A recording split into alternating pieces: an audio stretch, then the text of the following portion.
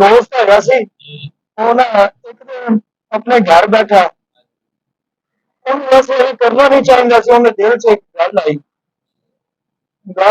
ਘਰ 'ਚ ਉਹਨੂੰ ਕੋਈ ਵੀ ਕੋਣੀ ਸੀ ਨਾ ਉਹਦੇ ਵਾਲਦੈਨ ਸਨ ਨਾ ਭੈਣ ਤੋਂ ਅਕੇਲਾ ਹੈਗਾ ਸੀ ਉਹਨੇ ਨਾ ਅੰਦਰ ਕਮਰੇ ਦੀ ਕੁੰਡੀ ਲਾ ਲਈ ਤੇ ਅੰਦਰ ਵੜ ਕੇ ਛੱਤ ਨਾਲ ਪੱਖਾ ਲੱਗਿਆ ਹੋਇਆ ਸੀ ਉਹਨੇ ਥੱਲੇ ਉਹਨੇ ਨਾ ਕੁਰਸੀ ਰੱਖ ਦਿੱਤੀ ਕੁਰਸੀ ਰੱਖ ਦੇਣਾ